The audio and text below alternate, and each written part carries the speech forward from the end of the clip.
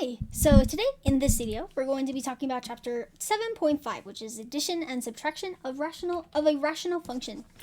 Now, last video was a doozy, and I'm not sure why they decided that chapter 7.5, or at least chapter 7.4, which was last video, was easier than chapter 7.5, because in comparison, chapter 7.5 is pretty easy. At least in comparison, especially to that last problem that we were dealing with in chapter 7.4. Basically, we've been doing this for a long time. We're just introducing some extra things. We have to deal with the lowest common denominator. So what we're going to do, or I mean the greatest common multiple or whatever, lowest something, lowest common multiple. So what we're doing, we've done this before. We want to find the lowest common multiple of the given polynomials, and we want to leave our answer in factored form. So what we can do is factor both of them. Let's do hippobutts, because they both have, a coefficient of 1. So 1 times 16 is going to be 16. And the factors of 16 that will add up to 8 are probably 4 and 4.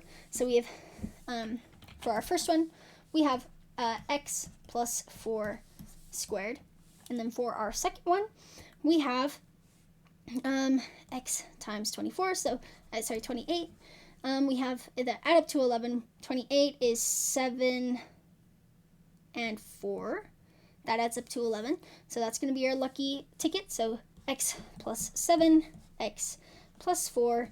And it looks like our lowest common multiple is going to be x plus 4. Now, for the answer in this, let me double check if it wants the x plus 4 or the leftovers. So I'm going to try with x plus 4 first.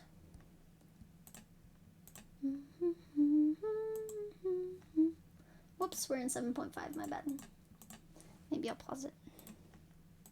Whoops, okay, I forgot that the lowest common multiple is like when you have something like 49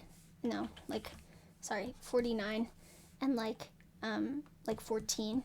And you break it up and you say, oh, this is 7 and 7, and this is 7 and 2. Well, this one has a 7 squared, and this one has a 2, but we don't need to care about that, so times 2. So in this case, we have an x plus 4 squared, and then an x plus 7. We don't need to worry about this last x plus 4 because it is covered. Awesome. Determine the lowest common multiple of these given polynomials. Leave your answer in factored form. Again, we're going to factor. This one's a little bit weirder. There's 3 different ones, it looks like. Yeah, it's a little weird to read. There's a comma here. So I can take out an x to the third here. So x to the third, which leaves me with an x plus 6. And then I can take out, I can factor this into, it's a perfect square. So x plus 6, x minus 6. Looks like x plus 6 is common here. And then we also have, we can take an x out of these, so x. And then we'll probably have to factor again. So we'll have x squared plus 12x plus 36. 36 is 6 and 6. So we'll have x times x plus 6, x plus 6. And now we can look at what is common between these two. It looks like we've all got an x plus 6. This one has 2, so this will be, we'll grab one of those. We have an x cubed, so we'll have x cubed. That takes care of this x. We have an x plus 6, and that takes care of these guys. So x plus 6 squared. And then we have an x minus 6, and that's all we need. That's all we've got. That's all we need. That would be our answer. We leave it in factored form. Now, once this is simplify this, they have the same common denominator, so what we can do is just add them together. So we'll have 2x plus 2y over 6. But if you remember, we can take a 2 out of both of these, which leaves us with x plus y 2, 6, which leaves us with x plus y over 3, because these two will divide. So x plus y over 3 is our answer. Simplify, we want common denominators, and it looks like we do have common denominators in this one. So we can do 4n plus 10n, which is 14n. And I believe, I don't know if they care if you have it factored. Let me double check. Hold on. So 14n divide by n squared minus n plus 10. Let's see if it gets angry. Nope, it works. So we can just leave it like this. Awesome.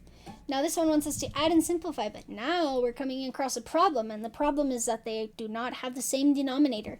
We cannot add or subtract functions when they have denominators that are different. Now, lucky for us, we can do something easy. Technically, what you could do is you could just multiply this by x squared minus 4, and this by x plus 2, but that's not what it's looking for. What it's looking for is it wants you to factor this. So we have 6 over x plus 2, and we have plus x plus 26 over, now this is a perfect square, so we can have x plus 2 and x minus 2.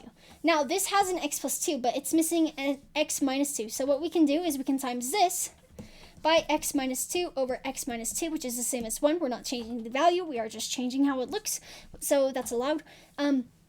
So we will have 6x minus 12 over, and then plus x plus 26 over x plus 2, x minus 2. This one was not missing anything, so we don't need to temper it in any way. Now we can combine like terms on the top. So 6 plus 1 is going to be 7x, so 7x, and then negative 12 plus 26 is going to be 14. So 7x plus 14 over x plus 2, whoops, hold on, x minus 2. Awesome. That's how it goes. Now, it wants us to simplify this. Again, we need to factor. So x squared minus 8x plus 16. Now, this feels like a really nice one to me. It'll be 16, 4 and 4. We'll do negative 4 and negative 4. X minus 4, x minus 4, and 4x is on the top. And then plus 5, x minus 4. This one is missing one x minus 4, so it needs another one to be able to be added. So we're going to multiply this by x minus 4 over x minus 4, which is 1. We're not changing the value, so it's allowed. And that will give us 4x, x minus 4, x minus 4, and then plus 5x minus 20. So this will combine to be 9x. So our answer will be 9x minus 20 divided by x minus 4 squared. And then restrictions are going to be positive 4. X cannot equal positive 4. We didn't have any restrictions. I didn't put any restrictions up here. That was my bad. I need to fix that. Let me move this here because that was our simplified version, but not our restrictions. Our restrictions for this previous one would be positive 2 and negative 2. So 2, negative 2. Awesome. Simplify. We want to factor again. So x squared plus 6x minus 27, 27, negative 27, 7 and 3, that's not going to be it. What else can go? No, not 7 and 3, sorry, 9 and 3. That is our lucky number. We'll do minus 3 there. It's hippobutts, so we can do, we have 2, x plus 9, in minus 4, x plus 9, x minus 3. And now we need to get x minus 3 because he's missing this one. And he's jealous. He wants the x minus 3. So we're going to multiply this by x minus 3 over x minus 3, which is 1. We're not changing the value, so it's allowed. Excuse me. So now we'll have 2x minus 6 minus 4 over x minus 3, x plus 9. And that will give us 2x minus 10 on our top.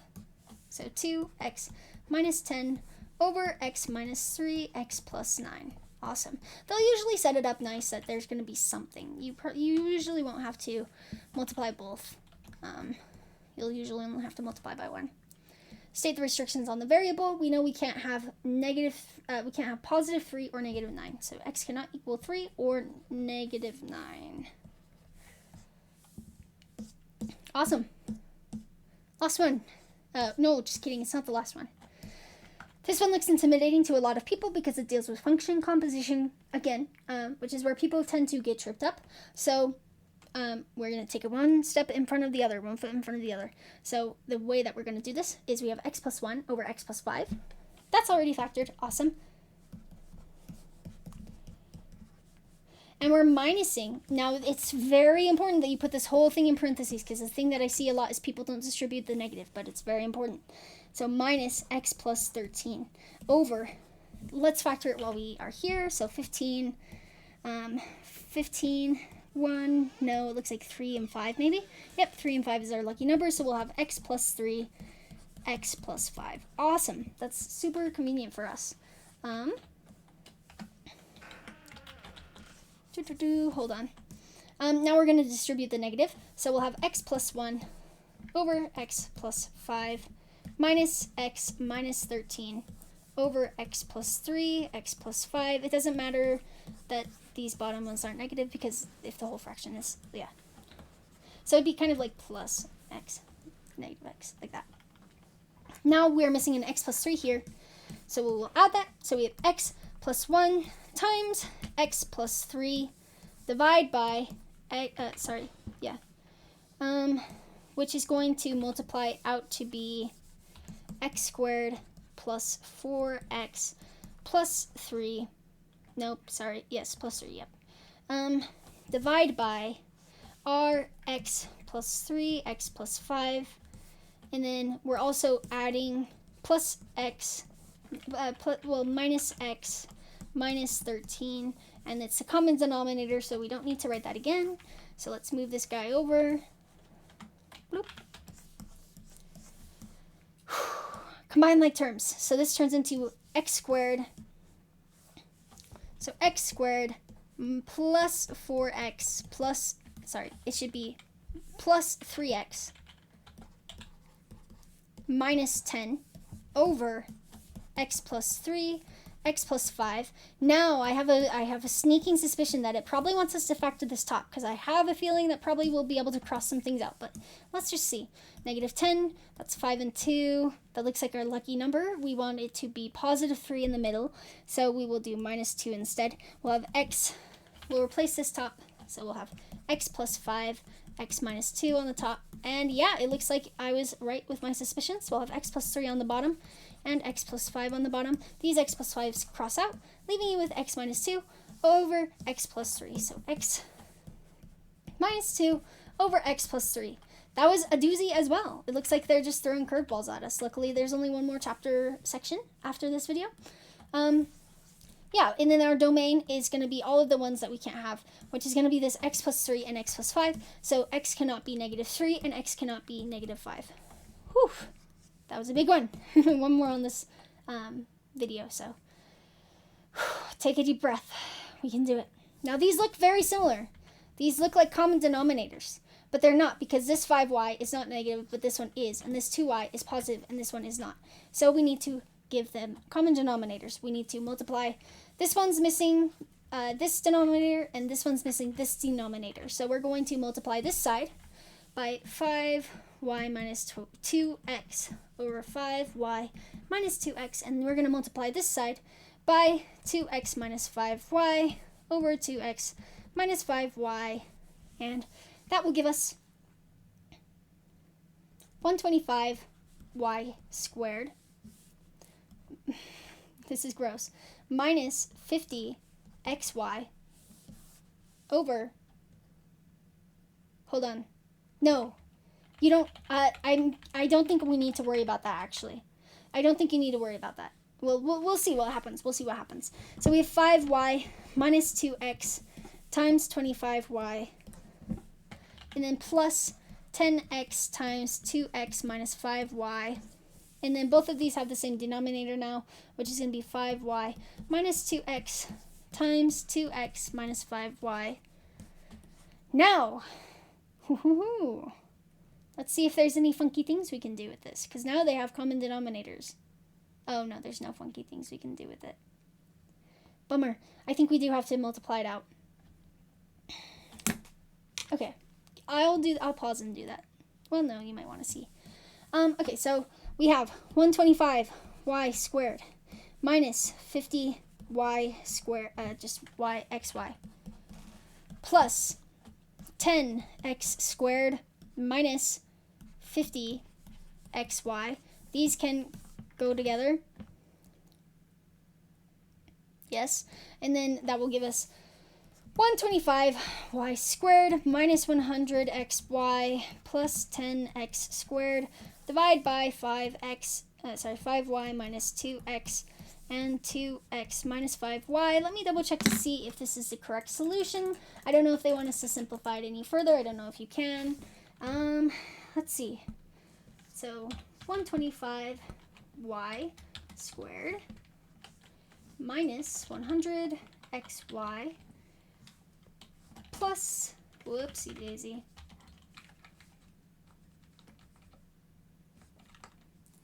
plus 10x squared.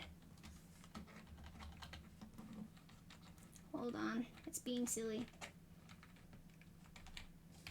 10x squared, and then 5y minus 2x times 2x minus 5y.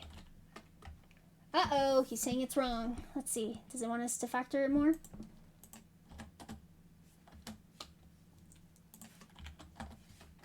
Let me just double check. Oh my goodness, I think it does. Okay. Hold on. Hold on. We can do it. I believe in us. Okay. This is going to be monkers. I'm pretty sure that this will factor nicely. I'm pretty sure, in fact, that this will factor into this. But before I do some crazy factoring maneuvers, let's just double check what happens if I multiply this out. First, we can take a 5 out of this. So 5 times 25y squared minus 20xy plus 2x squared. So this is our top. Now let's multiply this guy out. So we have 10xy.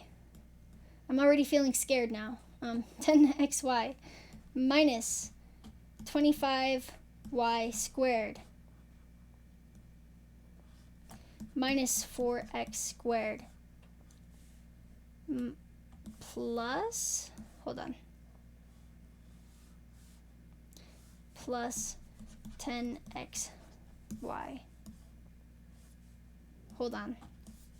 And that turns into negative 25y squared minus 4x. We'll do this in the middle. Plus 20xy minus 4x squared. Now let's take this little guy over for a little field trip. See if it will be polite or kind to us. Oh, I think he will. So let's take out a negative from this bottom and see what magical things happen. We'll take a negative 1 out. Okay. Now we're talking. Sometimes you can factor things, and sometimes there are just some things that you will want to not do. And today is one of those days.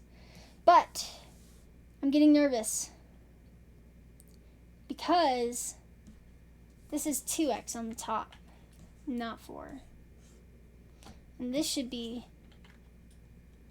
I feel like the reason, I'm feeling like I did something wrong over here just because I feel like it will give us something nice, something polite, but we shall see. Give me just a minute. Okay, I noticed a mistake. This should have been 20xy, 20x squared, because this was 20x times 2.